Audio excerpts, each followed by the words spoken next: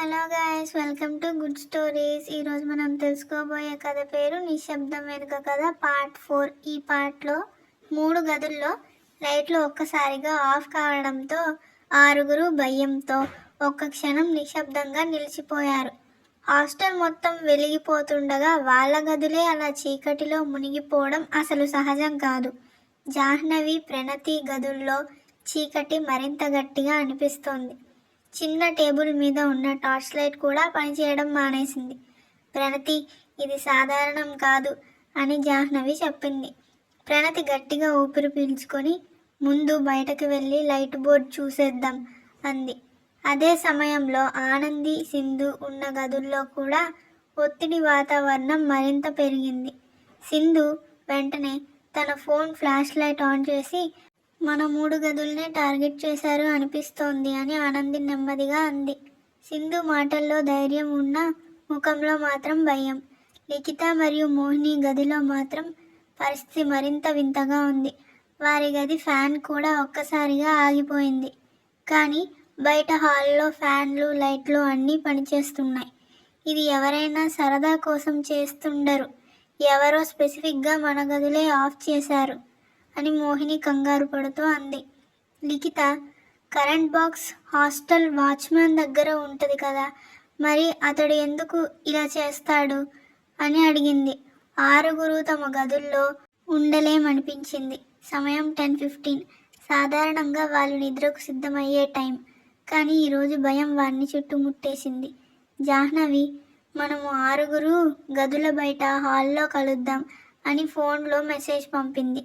అందరూ తలుపులు నెమ్మదిగా తెరిచారు. హాలులో మాత్రం లైట్లు సాధారణంగా వెలుగుతున్నాయి. తమ గదుల ముందు మాత్రమే చీకటి ఉండటం మరింత అనుమానాస్పదం.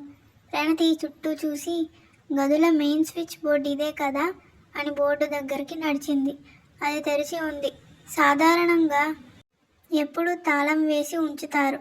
ఇప్పుడు స్విచ్లు ఆఫ్ చేసి బోర్డు ఓపెన్గా ఉంది. ఆరుగురు ఒకరి ముఖం ఒకరు చూశారు.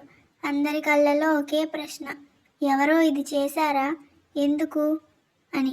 ఆనంది మెల్లగా, మనం నిన్న చూసిన విషయం ఎవరికైనా తెలిసిందా అని అడిగింది.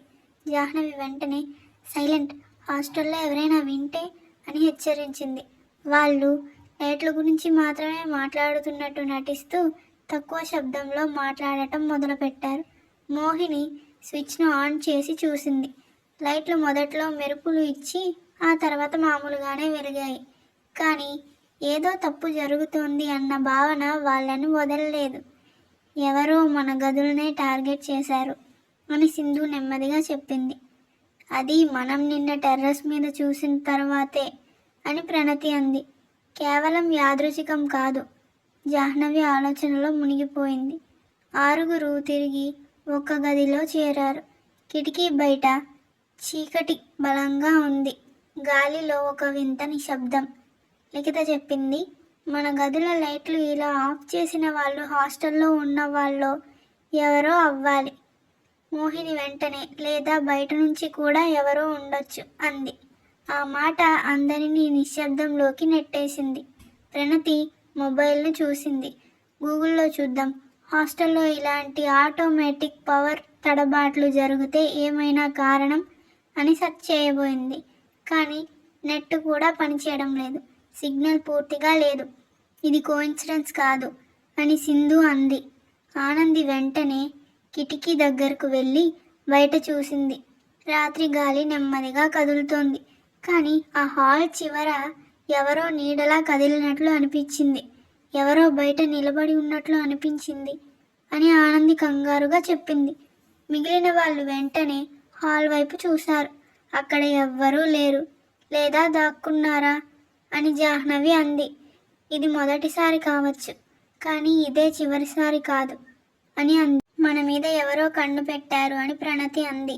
లిఖిత అంది, మనమే చూసిన దాన్ని ఎవరో గమనించి ఉండొచ్చు అని అంది. మోహిని, దాచుకోవడం వాళ్లకు ముఖ్యం కావచ్చు, అందుకే మన గదులు అని అంది. అది విన్నాక అందరూ మౌనంగా ఒకరి ముఖం ఒకరు చూసుకున్నారు. వాళ్ళు అనుకున్న దానికంటే పెద్ద సమస్యలో ఉన్నారని అనుకున్నారు. సింధు, ఇప్పుడు ఏం చేద్దాం అని అడిగింది. జాహ్నవి నెమ్మదిగా కానీ స్పష్టంగా చెప్పింది. మనం చూసినది, మనకి తెలిసినది, మనం అనుమానిస్తున్నది ఇవన్నీ మనకే పరిమితం. ఎవరితోనూ చెప్పకూడదు అంది. ఆనంది కూడా తల ఊపింది.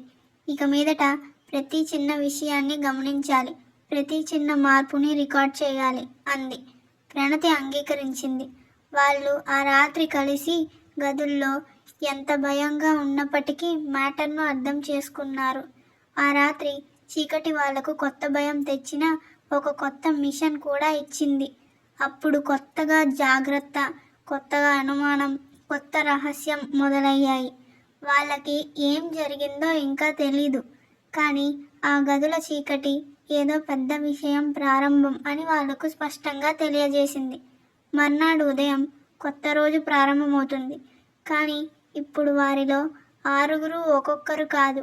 వారి ఆలోచనలు, వారి అనుమానాలు, గమనికలు అన్నీ ఒకే దిశగా సాగుతున్నాయి.